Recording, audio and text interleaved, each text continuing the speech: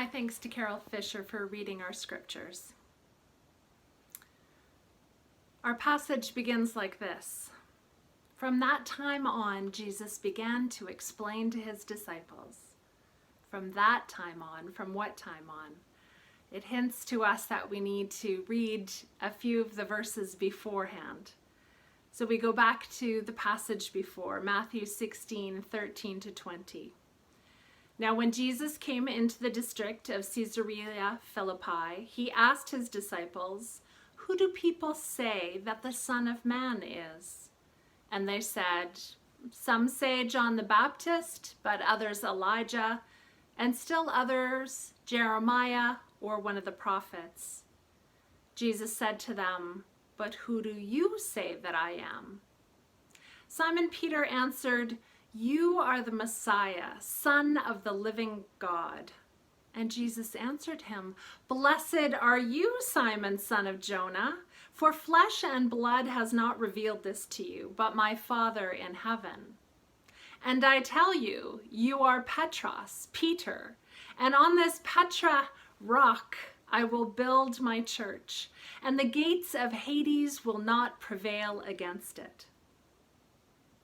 And then so much changes in just a few short verses. Peter took him aside and began to rebuke him. "Never, Lord," he said, "this shall never happen to you." And Jesus turned and said to Peter, "Get behind me, Satan. You are a stumbling block to me. You do not have in mind the concerns of God, but merely human concerns." Poor Peter. He goes from receiving a new name and heady praise from Jesus to being called an adversary. From the rock to the stumbling block. From a fortress that the gates of Hades cannot break open to Satan personified. What causes Peter's change in status? Well, it's Peter's response to the bad news of the gospel. For Jesus reveals that the way before him leads to persecution and death. Not because God desires a human sacrifice, but because Jesus' message about the kingdom will always provoke a violent reaction from those in power. But this is not what Peter wants to hear. Jesus' message so far has filled him with hope and wonder and excitement. He doesn't want to hear that the one he follows is on the way to an execution. Peter is hoping that the Messiah will claim his throne, will right all wrongs, and defeat the oppressors. Peter wants to share in that glorious victory. And so Jesus rebukes him, calls him Satan, meaning the one who tempts, the one who opposes, the adversary. And then Jesus turns to the rest of the disciples and breaks it down for them. The good news isn't good news to everyone. If you want to be my disciple, in other words, to learn from me, you must deny yourself, take up your cross, and follow me. Now, this is one of those passages that is a real challenge to us. What does it mean to deny ourselves? What does it mean to take up your cross? What does it really mean to follow this one who walks toward his own death? Well, I know what it doesn't mean. It doesn't mean that you have to deny your own humanity, let anyone abuse or mistreat you. It doesn't mean denying your gifts or putting your needs behind someone else's wants. It also doesn't mean that we have to suffer, whether physically, emotionally, or mentally, to be good Christians.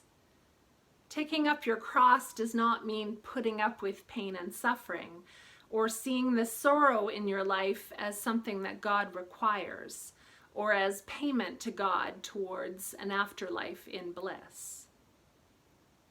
One scholar I read this week, Caroline Lewis, had an interesting perspective this time round on taking up your cross.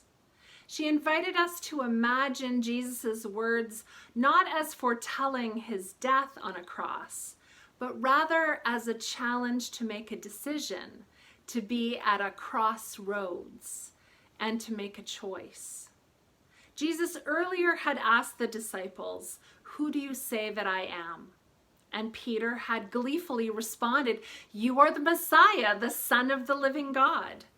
Now, not much later, as Jesus explains the path that he is on, Peter tries to correct him, to deny the reality of what Jesus is saying.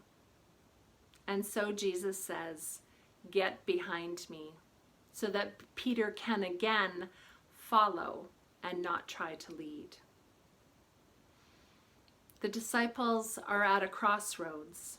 It had been relatively easy to follow Jesus thus far, to listen to his teachings, to accompany him on his travels, to organize the crowds so that Jesus could visit and heal and preach. But tension is growing amongst those in power, in the political and religious spheres. And Jesus knows that if he continues his walk towards Jerusalem, there is only one end awaiting him. And so he lays it on the line for his disciples. Do they really want to keep following where he is leading? It's up to them. Today's passage really reminded me of Martin Luther King Jr.'s famous speech he made on April 3rd, 1968 in Memphis, Tennessee. In his speech, he talks about being stabbed and almost killed 10 years earlier, and how grateful he was to still be alive, to have been able to witness the power of people working together to further the cause of racial justice. And in Memphis that night, he was calling people to support the city's 1,300 sanitation workers who were on strike against unfair treatment. Reverend King referred to the parable of the Good Samaritan and wondered aloud why the Levite and the priest didn't stop to help the man who had been robbed. He said, "It's possible that those men were afraid. You see, the Jericho road is a dangerous road. And you know, it's possible that the priest and the Levite looked over that man on the ground and wondered if the robbers were still around. Or it's possible that they felt that the man on the ground was merely faking it, or he was acting like he had been robbed and hurt in order to seize them over there, lure them there for quick and easy seizure." And so the first question that the priest asked and the first question that the Levite asked was, "If I stop to help this man, what will happen to me?"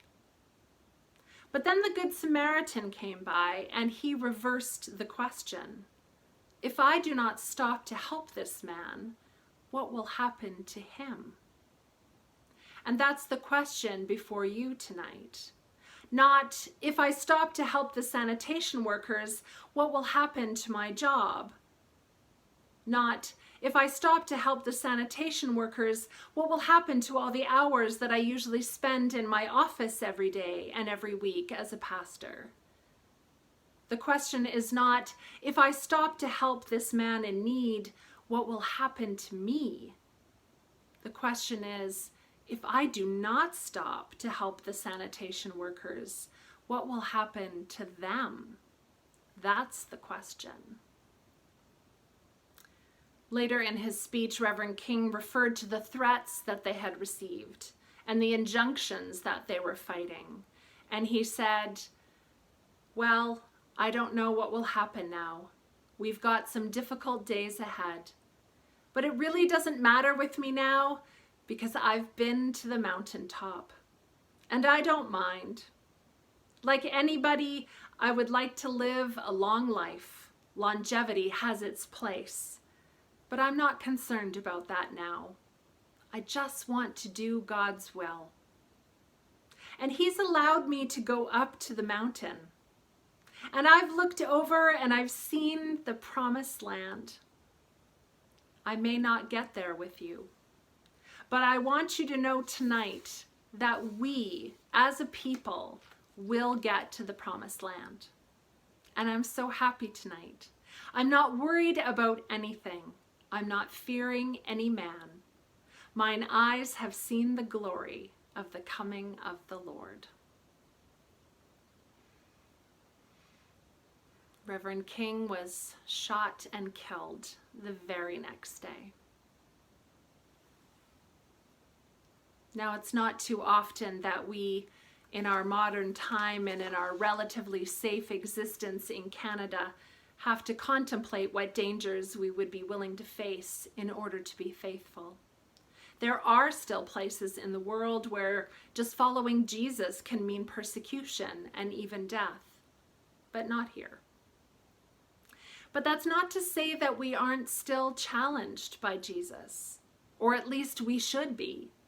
If we are truly following Jesus, we will at least occasionally find ourselves in an uncomfortable position.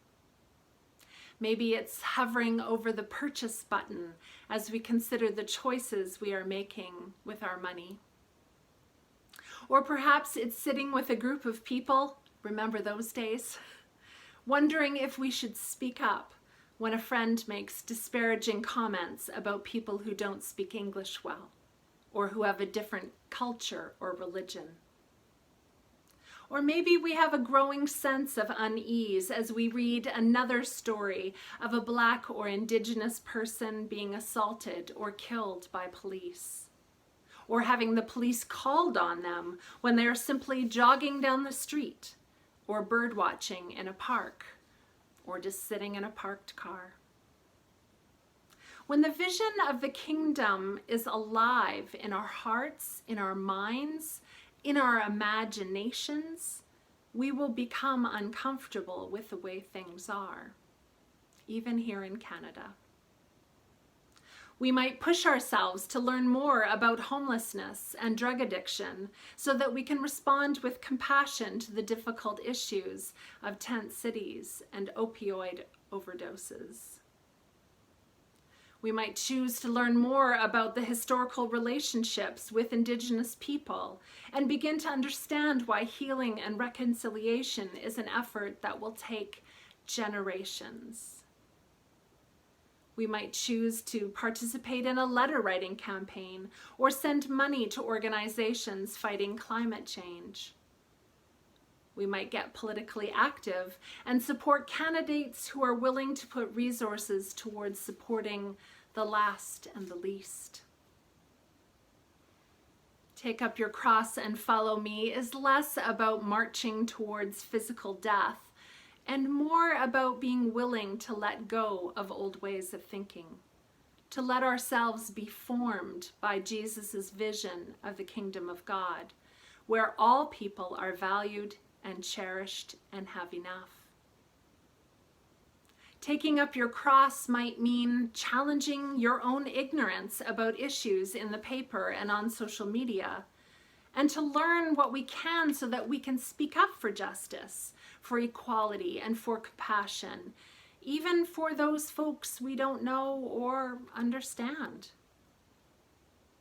Jesus knew that his message, popular with those on the margins, those without power and money, would be heard by the powerful as dangerous, as treasonous, as threatening. It's still true today. Speak of making sure that every person has enough money to live on and get called a communist. Advocate for transgender teens and be labeled an anti-feminist. Put up a Black Lives Matter sign and be prepared to be called a supporter of terrorists. Inclusion, protection, justice, these are threatening to some because they cost us. They challenge the status quo. Protecting the earth means curtailing economic interests. Reparations for Indigenous peoples means giving up land that didn't belong to us to begin with.